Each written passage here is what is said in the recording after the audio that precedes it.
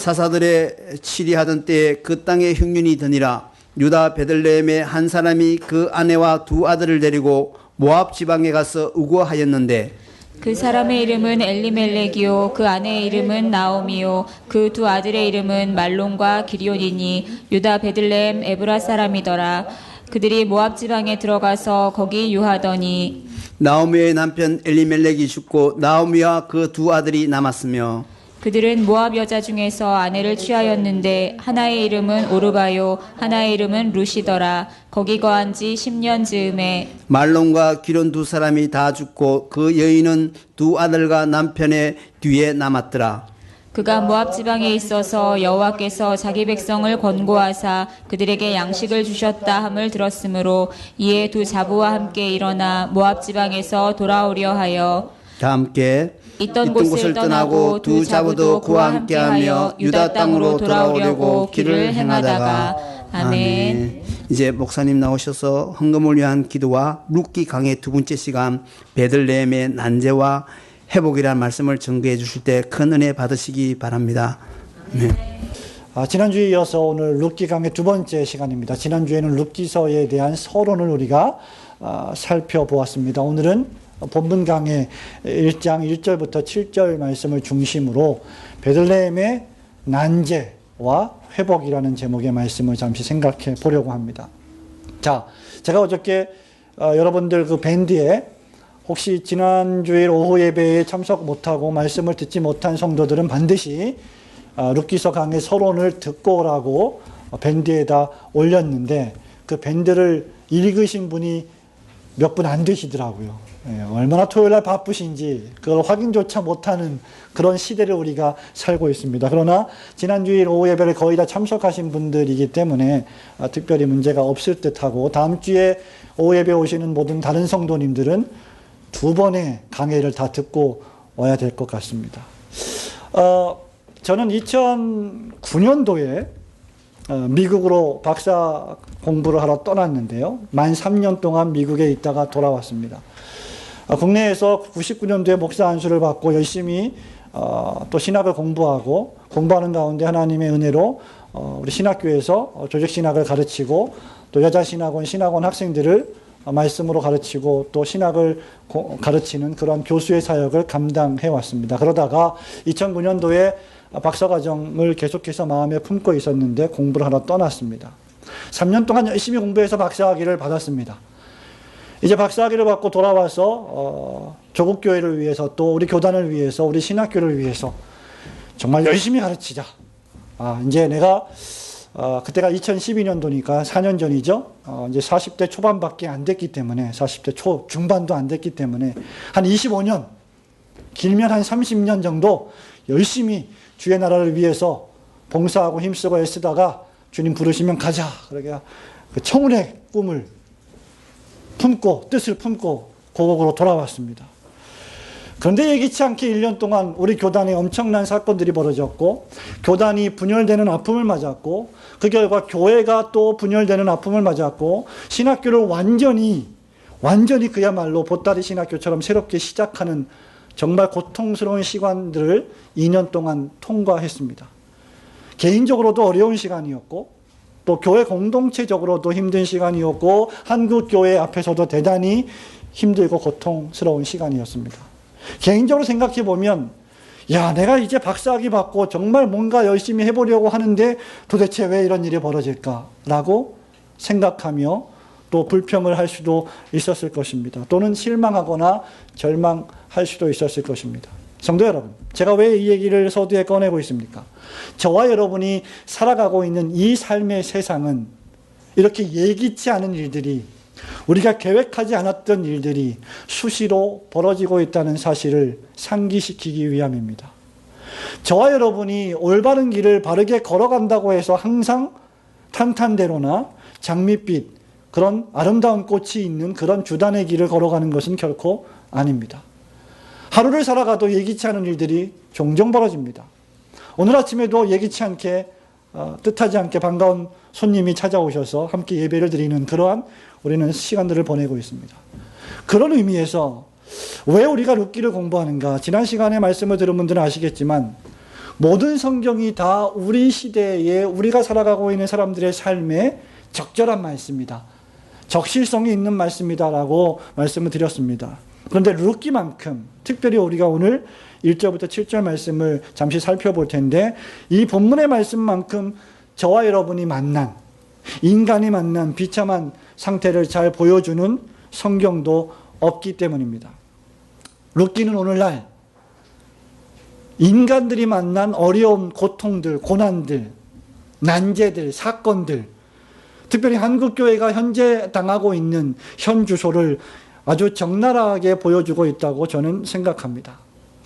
이 본문의 말씀처럼 인간이 만난 아주 어려운 난제들을 너무나도 자세하고 세세하게 보여주는 성경도 없을 것입니다.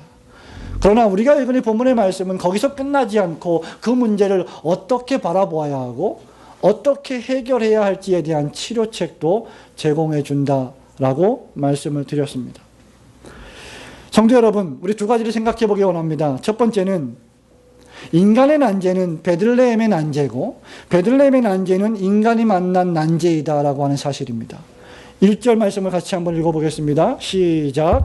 사사들의 치리하던 때에 그 땅에 흉년이 드니라. 유다 베들레헴의 한 사람이 그 아내와 두 아들을 데리고 모압 지방에 가서 우거하였는데. 아멘. 그죠? 1절에 그 땅에 흉년이 들었는데 그 땅 이름이 유다 베들레헴입니다. 3절 말씀을 볼까요? 그래서 어떤 한 가족이 그 베들레헴, 흉년을 만난 베들레헴을 떠나서 뭔가 생계를 유지하기 위하여 모압 땅으로 이주하게 됩니다. 그런데 이주했을 당시에 3절에 어떤 일들이 벌어집니까? 같이 읽습니다. 시작. 나오미의 남편 엘리멜렉이 죽고 나오미와 그 두 아들이 남았으며. 뜻밖의 가장 신뢰하고 믿고 의지했던 남편이 죽습니다. 5절 말씀을 같이 볼까요? 시작. 말론과 기럧 두 사람이 다 죽고 그 여인은 두 아들과 남편의 뒤에 남았더라. 여러분, 남편이 죽고 그나마 의지하고자 했던 그리고 사랑하며 살아갔던 두 아들이 그것도 이방 땅에서 객지에서 죽음을 맞이합니다. 청혼의 꿈을 품고 살기 위해서 어떤 뜻을 가지고 모압 땅으로 이사를 가고 이민을 가고 이주를 갔던 이 한 여인의 가정이 만난 비극, 사건, 어려움들, 그것을 우리에게 너무나 잘 보여주고 있습니다.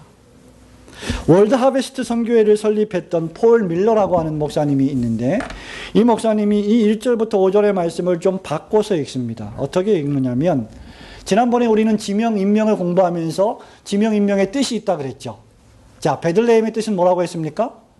떡집. 떡집으로 통일을 하겠습니다. 나오미의 뜻은 뭐라고 했습니까? 희락, 기쁨. 희락이라고 합시다. 엘리멜렉의 뜻을 기억하십니까? 엘리 라마 사박다니 하면 나의 하나님, 나의 하나님. 그죠? 엘리는 나의 하나님입니다. 멜렉은 뭘까요? 킹, 왕입니다. 엘리멜렉의 뜻은 나의 하나님은 왕이시다. 그죠? 그것이 이 사람들의 뜻의 이름입니다. 두 아들의 이름이 있습니다. 말론과 기럧이에요. 말론의 뜻은 약함이고 기럧의 뜻은 깨어지기 쉬움입니다. 자, 그래서 우리가 이 성경을 읽을 때부터 다시 한번 5절까지 읽겠습니다. 읽는데 이름을 읽지 않고 뜻으로 읽어보도록 하겠습니다. 시작. 사사들의 치리하던 때에 그 땅에 흉년이 드니라. 유다 떡집에 한 사람이 그 아내와 두 아들을 데리고 모압 지방에 가서 우거하였는데 그 사람의 이름은 나의 하나님은 왕이시요 그 아내의 이름은 희락이요 그 두 아들의 이름은 약함과 깨어지기 쉬우니니 유다 떡집 에브라 사람들이더라. 그들이 모압 지방에 들어가서 거기 유하더니 희락의 남편 나의 하나님은 왕이시요 죽고 희락과 그 두 아들이 남았으며 그들은 모압 여자 중에서 아내를 취하였는데 하나의 이름은 오르바요 하나의 이름은 루시더라. 거기 거한 지 10년 즈음에 약함과 깨어지기 쉬운 두 사람이 다 죽고 그 여인은 두 아들과 남편의 뒤에 남았더라. 여러분 어떤 느낌을 받습니까? 나오미라고 하는 희락이라고 하는 뜻을 가진 여자가 흉년이 든 땅을 떠나서 행복을 찾아 살기 위하여 남편을 의지하고 모압 땅으로 이주했습니다. 베들레헴이라고 하는 장소는 이스라엘에 가보신 분은 아시겠지만 예루살렘 성전 남쪽으로 약 4km 정도 떨어져 있는 자그마한 마을입니다. 그리고 모압이라고 하는 동네는 거기서 동쪽으로 여메바다, 사해바다를 건너서 약 30-40km 정도 떨어져 있는 먼 길입니다. 그곳으로 이주를 하여 갔습니다. 그런데 베들레헴에서 흉년을 만난 것도 재앙이고 일대의 사건이고 대단히 어려운 일인데 살겠다고 모압 땅으로 떠난 그 지방에서 뜻밖의 남편이 죽습니다. 두 아들도 갑자기 죽어버립니다. 그리고 이제는 생계를 유지하기 힘든 어려운 상태에 있는 며느리 두 사람만 남게 되고 이제 이 가정에는 대를 이을 아무런 남자가 존재하지 않습니다. 여자 셋만 있습니다. 여러분, 이것이 바로 우리가 만난 이 세상을 살아가는 인간이 만난 난제들입니다. 난제란 무엇입니까? 곤경이에요. 어려움입니다. 해결할 수 없는 상태를 뜻합니다. 저와 여러분은 행복해지기를 원합니다. 저와 여러분은 잘 살기를 원합니다. 인간은 행복을 위해서, 잘 살기를 위해서 온갖 노력을 다 기울이고 온갖 계획을 세우며 그 계획을 차근차근 이루어 나갑니다. 그런데 우리가 매일매일 맞이하는 인생의 현실은 행복이라고 하는 그 꿈을 성취하기에는 너무나 어려운 것이 사실입니다. 우리가 한 걸음 한 걸음 걸어가는 인생의 여로에는 우리가 전혀 기대하지도 않았고 예측하지도 못했던 사건과 사고들이 너무나 쉽게 찾아오기 때문입니다. 평범하게 잘 살아갔던 베들레헴 땅에 나오미의 가정에 갑자기 폭탄이 터집니다. 뭐가 발생합니까? 흉년이 발생했습니다. 1절 말씀에 그 땅에 흉년이 드니라. 유다 베들레헴의 한 사람이 살았는데 그 사람이 모압 지방으로 들어가서 거기서 살려고 이주를 했다라고 본문 말씀은 기록하고 있습니다. 그 나오미 가정에 찾아온 어려움이 무엇이었습니까? 흉년입니다. 그것은 먹고 살기가 너무 어려울 정도의, 하루하루 먹고 살기가 너무나 힘든 정도의 경제적인 어려움, 기근, 흉년이었습니다. 이 흉년, 이 인간이 만난 흉년은 어떤 흉년이었느냐? 바로 베들레헴의 흉년이었어요. 지난주에 우리가 살펴본 것처럼 베들레헴이라고 하는 장소는 선택받은 하나님의 백성들이 우거하던 장소였고 하나님을 섬기던 장소였고 그리고 장차 예수 그리스도께서 오실 장소로 예언되고 지목되었던 장소였습니다. 그런데 그 땅에 흉년이 찾아왔습니다. 기근이 찾아왔습니다. 밭에, 논에 아무런 소출이 전혀 존재하지 않게 됩니다. 이것이 갑작스럽게 찾아왔기 때문에 나오미 가정이 그 고향을 등지고 그 정들었고 모든 상황이 익숙했던 환경을 완전히 떠나서 완전히 새로운 지방, 새로운 족속의 땅으로 이사를 가게 되는 현상을 맞이하고 있는 것입니다. 사랑하는 성도 여러분, 우리의 삶도 마찬가지입니다. 개성공단이 폐쇄가 됐는데 북한의 김정은이 갑자기 미사일을 쏠 것이라고 누가 생각을 했겠습니까? 거기에 대응해서 한국의 대통령이 개성공단을 폐쇄하고 거기에 모든 것을 투자했던 사람들이 일거에 하루아침에 다 모든 재산을 남겨놓고 남한으로, 대한민국으로 돌아오리라고 누가 예측이나 했겠습니까? 그렇게 우리의 삶은 예측 불가능한 일들이 너무나 많이 벌어집니다. 그런데 그 모든 흉년과 그 모든 기근, 그 모든 인간의 난제의 중심에는 무엇이 있느냐? 베들레헴이 있습니다. 베들레헴은 문자 그대로 뭐라고 했습니까? 떡집이라고 했습니다. 그야말로 빵집이라고 했습니다. 떡집에는 떡이 있어야만 합니다. 그런데 그 베들레헴에 떡이 떨어졌습니다. 더 이상 먹을 것이 없습니다. 쌀이 없습니다. 음식이 없습니다. 그러니 사람들이 그 음식을 만들기 위해서, 먹고 살기 위해서 그 사업의 새로운 장소를 찾기 위하여 떠나는 것은 너무나 당연한 것이죠. 그래서 한 사람이 떠나기 시작합니다. 그가 바로 엘리멜렉입니다. 룻기의 주인공 나오미가 그 남편 엘리멜렉을 따라 나섭니다. 그들은 생존하기 위해서, 나아가 행복을 추구하기 위해서, 가정을 지키기 위해서 모압으로 이사를 갔습니다. 그러나 잘 보십시오, 성도 여러분. 1절에 보면 사자들의 치리하던 때에 어디에 흉년이 들었어요? 그 땅에. 단순히 베들레헴뿐만 아니라 There was a famine in the land. 그 땅 전역에 흉년이 들었습니다. 베들레헴의 조그만 마을만 흉년이 찾아온 것이 아니라 이 흉년의 범위가 상당히 넓었습니다. 그렇기 때문에 그들이 실제 눈앞에 보이지 않는 모압 땅은 좀 덜 타격이 있을 것이라고 생각해서 모압으로 이사했지만 모압도 역시 하나님의 심판과 진노로서의 이 기근을 피해갈 방법은 없었을 것입니다. 모압으로 이사간 그들의 난제는 해결되지 않습니다. 오히려 모압은 약속의 땅이 아니었습니다. 설상가상으로 3절에 보니까 누가 죽습니까? 자기 남편이 죽습니다. 왜 죽었는지 이유는 기록이 되어 있지 않습니다.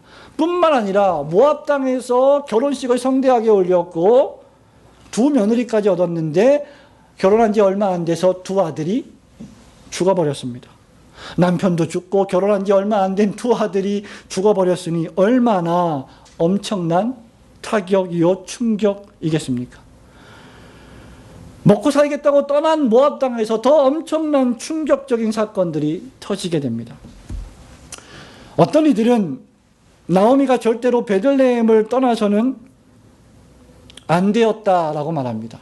베들레헴은 약속의 땅이고 베들레헴은 예수께서 오시는 그런 축복스러운 땅이기 때문에 어떠한 어려움이 있다 할지라도 절대로 하나님의 백성들은 베들레헴을 떠나지 말고 거기서 그 장소를 지키며 신앙을 굳게 지켜야만 한다고 주장하는 사람들도 있습니다.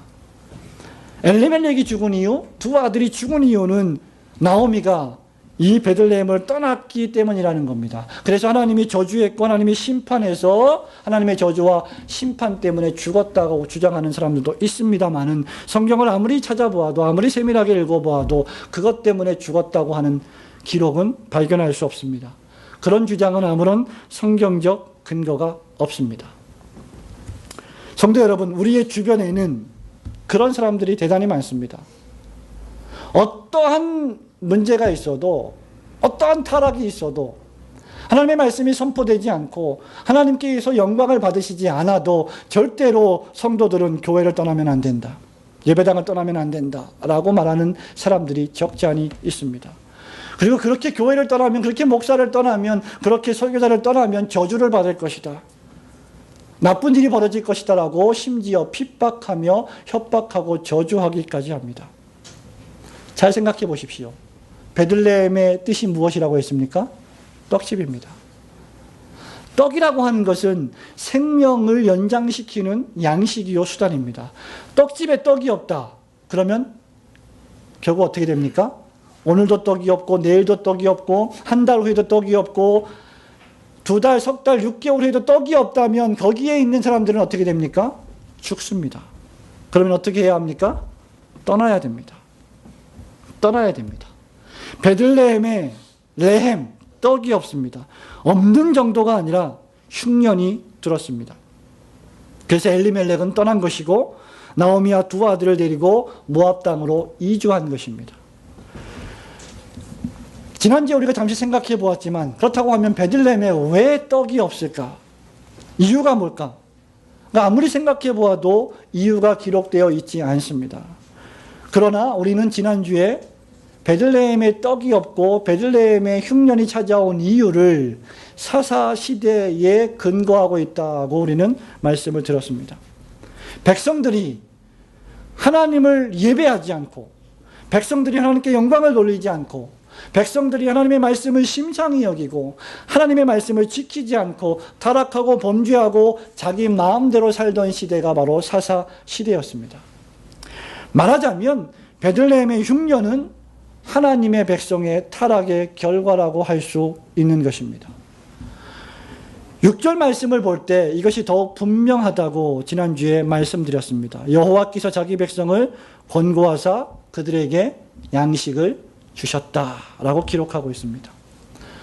사랑하는 성도 여러분, 목사가 무슨 말을 하고 있습니까? 베들레헴은 베들레헴이어야 합니다. 베들레헴에는 무엇이 있어야 합니까? 하나님의 백성들이 먹을 양식이 있어야 합니다. 떡이 있어야 합니다. 떡이 없는, 양식이 없는 베들레헴은 유명무실입니다. 떡이 없는 베들레헴은 존재의 이유가 없는 것입니다. 다시 말하면 오늘날의 베들레헴은 오늘날 교회와 같다고 말씀할 수 있습니다. 베들레헴은 오늘날 신자와 같다고 말할 수 있습니다. 교회에는 생명의 떡이신 길이요 진리요 생명 되신 예수 그리스도가 계셔야 합니다. 사람들이, 성도들이, 교인들이 예배당을 떠나고 교회를 떠나고 청년들이 교회를 떠나고 가나안 신자가 되고 교회를 안 나가는 신자가 되는 근본적인 이유 가운데 하나는 다른 많은 이유가 있겠지만 바로 그 베들레헴이라고 하는 떡집에 예수 그리스도가 안 계시기 때문입니다. 그것들을 느끼고 있기 때문입니다. 적지 않은 교회들이 예수 그리스도를 선포하지 않고 생명의 떡이신 하나님을 높이지 않고 사람을 높이며 사람의 말을 전파하고 있기 때문입니다. 그런 교회에는 사람들이 좋아하는 말씀을 듣기 위한 사람들만 모이게 되는 것입니다. 만일 교회에 생명의 떡이신 그리스도가 안 계시다면 그것이야말로 교회가 만난 가장 큰 기근입니다. 신자도 역시 마찬가지입니다. 저와 여러분이 평생 동안 신앙생활을 하고 예배 생활을 하고 교회 생활을 합니다. 왜 우리가 교회를 다니느냐? 왜 우리가 10년, 20년, 30년 동안 신앙생활을 계속하고 있느냐? 그 한 가지 이유는 바로 예수 그리스도 그분 때문이어야 합니다. 교회당의 시설이 좋아서, 교회당에 많은 좋은 프로그램이 있어서, 교회당이 우리에게 많은 만족감을 주기 때문에 거기에 가면 사업의 정보를 얻을 수 있고, 거기에 가면 많은 친구들을 만날 수 있고, 거기에 가면 좋은 계획들을 세울 수 있고 여러 가지 유익들이 있기 때문이 아니라 우리의 구주이신, 우리의 죄를 속죄하시고 우리를 의롭다고 선언해 주시는 예수 그리스도가 계시기 때문에 우리는 신앙생활을 하고 교회 생활을 해야 한다는 것입니다. 그런데 그 베들레헴에 떡이 없다. 그 예배당에, 그 교회에 예수 그리스도가 안 계시다. 목사가 왕이 되고 장로가 왕이 되고 중직자들이 왕이 되고 하나님의 영광은 더 이상 드러나지 않는다고 하면 그것은 사도 요한이 요한계시록에 말씀했던 것처럼 예배당이 아니라 사단의 회당이 될 가능성이 크기 때문입니다. 사실 그런 베들레헴은 떠나야 됩니다. 이것이 오늘날 교회가 만난 위기입니다. 그리스도가 없는 교회는 떠나야 됩니다. 말씀이 없는 교회는 떠나야 됩니다. 왜냐하면 우리가 교회를 찾는 이유는 하나님의 말씀과 우리를 구원하신 예수 그리스도에게 영광을 돌리기 위함이기 때문입니다. 그 이유 아니라면 우리는 교회를 출입할 다른 이유가 없기 때문입니다. 사랑하는 성도 여러분, 오늘날 조국 교회를 보십시오. 마치 흉년을 만난 베들레헴과 같습니다. 너무나 많은 교인들이, 너무나 많은 성도들이 교회를 떠나고 있습니다. 그리고 이 교회 저 교회를 돌아다니고 있습니다. 정착을 하지 못하고 있습니다. 목사가 자기 딸을 때려서 숨지게 하고 그것을 은폐하고 감추는 시대에 살고 있습니다. 너무나 많은 지도자들이 영적으로, 도덕적으로 타락한 시대를 살고 있습니다. 교회가 존경을 받지 못하고 목사가 존경을 받지 못하고 세상 앞에서 칭찬을 받지 못하는 시대에 우리가 살아가고 있습니다. 이러한 시대에 나가서 전도를 하고 복음을 전하고 예수를 믿으라고 말하는 것 자체가 너무나 고통스럽고 어려운 시대를 우리는 살고 있습니다. 여러분, 이 거대한 흐름을 누가 바꿀 수 있겠습니까? 저와 여러분이 바꿀 수 있겠습니까? 천만에요. 우리가 그저 올바르고 건강한 교회를 하나 만들어서 한국교회 앞에 모델로 사표로 내세우자고 했을 때 그것이 이 한국교회의 거대한 흐름을 바꿀 수 있다고 생각하십니까? 누가 사사시대와 같은 이 조국교회의 타락의 현실을 타개할 수 있겠습니까? 우리가 노력하고 노력하지만, 우리가 또 노력하고 또 노력하지만 우리의 남편은 죽을 뿐이고 우리의 아들들은 죽을 뿐이고 우리는 계속해서 어려운 사건들을 맞이할 뿐입니다. 여러분, 이것이 우리가 만난 고통이요 어려움입니다. 우리는 이것을 직시할 수 있어야 합니다. 그리고 우리가 무엇인가를 할 수 있다고 하는 자신감을 내려놓아야 합니다. 지금 한국교회는 전반적으로 영적인 기근과 흉년을 맞이하고 있습니다. 그렇기 때문에 우리는 이 시점에서 우리가 만난 난제, 우리 인간이 만난 난제는 단순히 인간적인 필요가 없기 때문에 발생한 난제가 아니라 영적으로 무엇인가 문제가 발생했기 때문에 만난 난제라고 하는 사실을 생각해야만 합니다. 사랑하는 성도 여러분, 그렇기 때문에 이 말씀은 우리에게 두 번째 대지로 인도하게 됩니다. 우리가 만난 이 교회의 기근, 인간이 만난 이 흉년, 이 인간이 만난 난제는 오직 하나님의 은혜만으로 해결되고 회복된다는 사실을 굳게 믿어야만 합니다. 6절과 7절 말씀을 저와 여러분이 함께 읽도록 하겠습니다. 시작. 그가 모압 지방에 있어서 여호와께서 자기 백성을 권고하사 그들에게 양식을 주셨다 함을 들었으므로 이에 두 자부와 함께 일어나 모압 지방에서 돌아오려 하여 있던 곳을 떠나고 두 자부도 그와 함께하여 유다 땅으로 돌아오려고 길을 행하다가. 아멘. 여러분, 이러한 절망 가운데 있는 인간에게 희망이 있는 것은 저와 여러분 자신에게 무엇인가 가능성이 있기 때문이 아닙니다. 우리는 이 한국교회와 한국사회가 만난 이 엄청난 흉년과 영적인 기근의 이 흐름을 돌이킬 만한 능력이 없습니다. 그런 지식도 없고 그런 지혜도 없습니다. 우리에게는 아무것도 없습니다. 그러나 우리에게 소망이 있는 것은, 바로 그 절망 가운데 있는 인간에게 희망이 있는 것은 바로 룻에게 사랑을 베풀어 주시는 여호와 하나님의 헤세드가 있기 때문입니다. 오늘날 교회가 아무리 타락하고 현실이 아무리 절망스럽고 비관적이라 할지라도 영적으로 우리에게 소망이 있는 것은 바로 여호와 하나님께서 권고하시기 때문입니다. 6절 말씀을 보십시오. 그가 모압 지방에 있어서 아직 여전히 모압 지방에 있는데 여호와께서 자기 백성을 권고하셨다라고 했습니다. 여러분의 삶의 형편이 얼마나 힘들고 고통스럽고 여러분의 재정 형편이 얼마나 약하고 힘들고 어렵든지 간에 관계없이 우리에게 여전히 소망이 있고 희망이 있는 것은 하나님께서 자기 백성을 권고하신다는 사실입니다. 뿐만 아니라 자기 백성에게 양식을 주시기 때문입니다. 우리는 이 두 가지 사실을 기억해야만 합니다. 여호와께서 자기 백성을 권고하셨다. 이 말씀이 무슨 말씀입니까? 여호와 하나님께서 자기 백성을 다시 찾아오셨다. 다시 방문하셨다. 여호와 하나님이 베들레헴을 다시 방문하셨다는 말입니다. 인간이 만난 최고의 난제는 하나님이 안 계신 것입니다.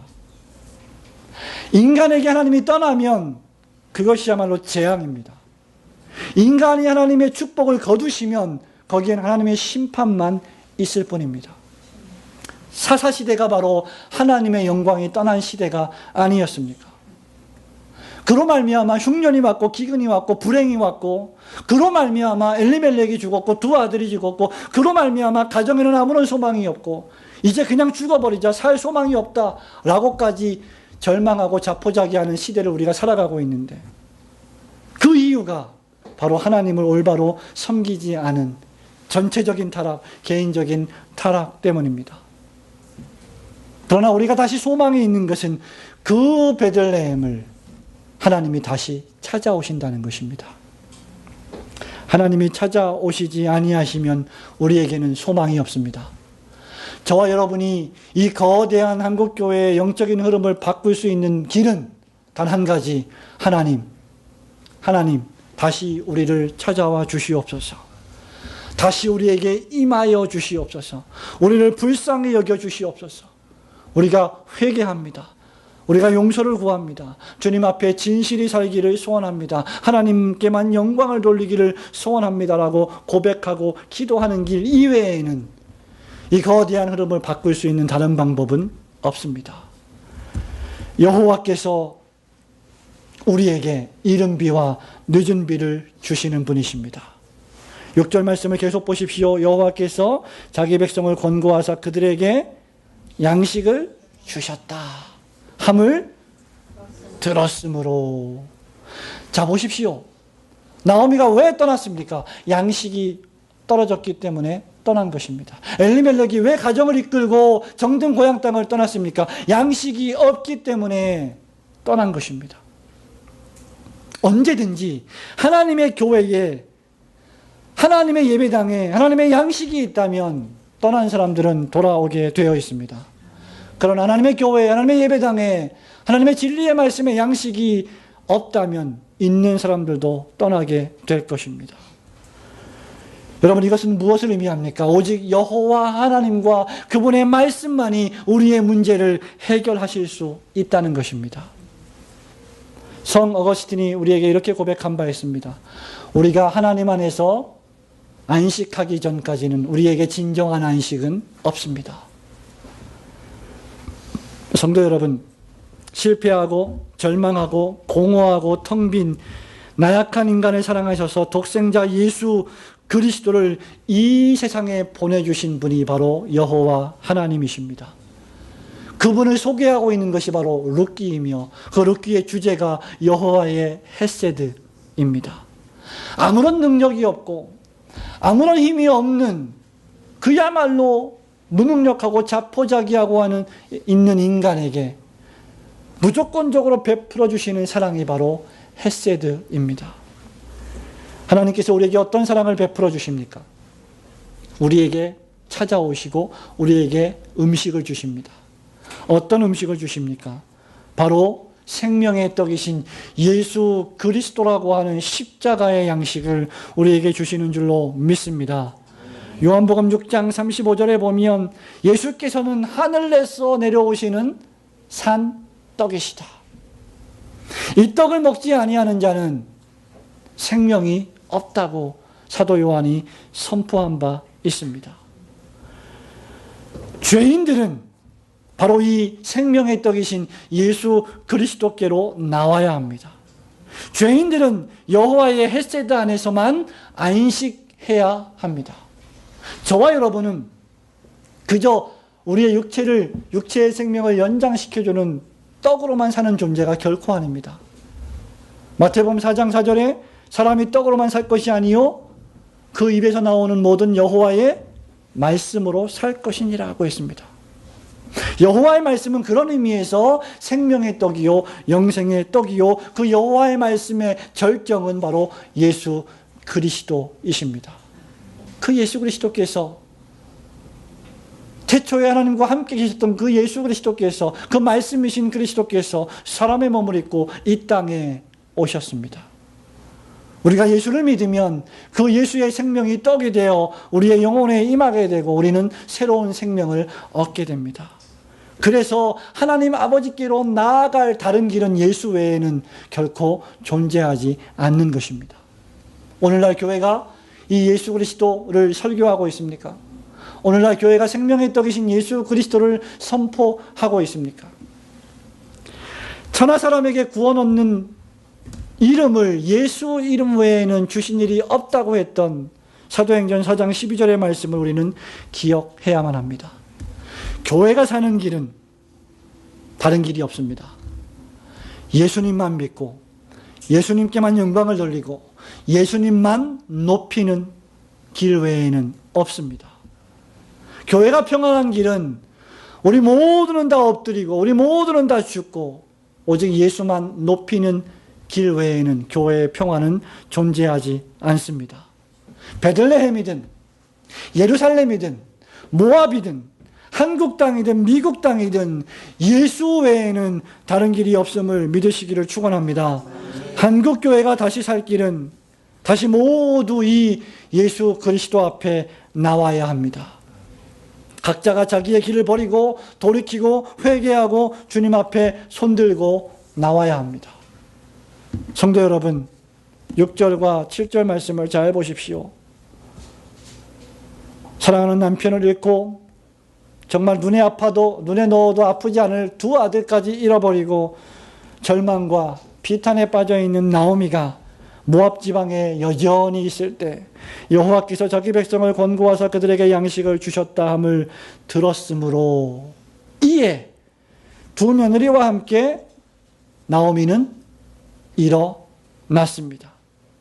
양식이 생긴 베들레헴의 소식을 듣자마자 나오미의 반응이 어떠했습니까? 일어났습니다. 베들레헴을 등지고 모압을 향해 떠났던 그 삶의 발걸음을 돌이켜서 다시 베들레헴으로 돌아오려 하고 있습니다. 양식이 생겼다. 소망이 생겼다. 떡집에 떡이 다시 생겼다. 하나님께서 비를 내려주셨다. 하나님께서 풍족하게 우리를 축복해 주셨다. 여러분, 이 말씀을 잘 읽어보시면 돌아온 탕자의 이야기가 생각이 나지 않습니까? 아, 내 아버지 집에는 양식이 풍족한데, 그 돌아온 탕자는 내 아버지 집에 양식이 풍족하다는 생각을 마침내 해냈습니다.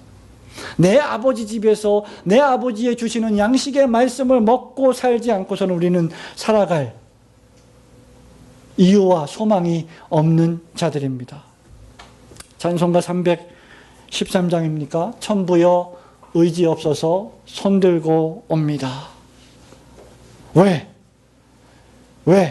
베들레헴이라고 하는 땅에 하나님께서 비를 주시고 양식을 주시고 하나님이 다시 찾아오셔서 그 떡집에, 그 굴뚝에서는 연기가 나고 떡집 안에서는 일꾼들이 열심히 떡을 만들어내고 있고 그 만들어진 떡은 백성들을 먹이고 있고 활력이 솟고 생기가 샘솟기 때문에 아, 저 베들레헴에 가면 내가 살 수 있겠구나 라는 생각을 나오미가 한 것입니다. 이게 진정한 베들레헴의 모습이어야 합니다. 이게 진정한 베들레헴 안에 있는 저와 여러분의 모습이어야 합니다. 그래서 세상에 있는 사람들이 저 올고든 교회당에 가면 살 길이 있겠구나라고 하는 생각을 우리가 만들어 주어야만 합니다. 화려한 건물, 멋진 프로그램, 아주 풍성한 재정, 예산, 수많은 성도들의 숫자가 없어도 떡이 있으면, 말씀이 있으면, 예수 그리스도가 계시면 사람들이 돌아올 줄로 믿습니다. 나오미가 돌이킵니다. 슬픔과 절망에 빠진 죄인들이 돌아옵니다. 사랑하는 성도 여러분, 여러분은 무엇을 보려고 광야에 나갔습니까? 화려한 옷을 보려고 나갔습니까? 그러한 사람들은 왕궁에 있다라고 세례 요한이 말하고 있습니다. 우리는 여호와의 말씀을 듣기 위하여, 여호와께 영광을 돌리기 위하여, 여호와 하나님만을 굳게 믿기 위하여 예배당에 나와야 할 줄로 믿습니다. 오직 하나님만을 예배하고 섬겨야 할 백성들이기 때문입니다. 사랑하는 성도 여러분, 말씀을 맺습니다. 오늘날 인류는 엘리멜렉과 그 엘리멜렉을 따라 나선 나오미와 같습니다. 그러다가 사건을 만나고 사고를 만나고 뜻하지 않은 엄청난 위기를 당하게 되는 사람들입니다. 기쁨을 누리다 기쁨으로 길을 나섰던 나오미가 이제 괴로움의 마라가 된다고 말씀을 드린 바 있습니다. 저와 여러분의 인생은 마라의 쓴물과 같습니다.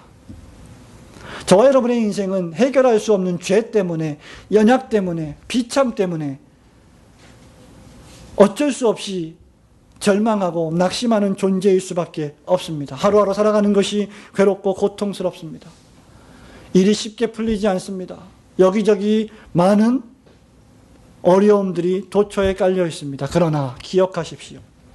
하나님께서 자기 백성들을 돌보십니다. 하나님께서 자기 백성들을 권고하십니다. 하나님이 자기 백성을 다시 찾아오십니다. 생각하십니다. 하나님이 자기 백성에게 비를 내려주십니다. 불쌍히 여겨주십니다. 양식을 주십니다.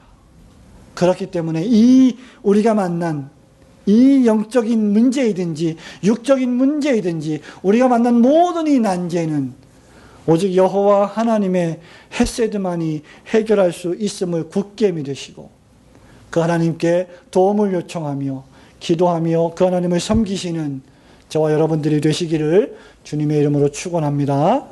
아멘.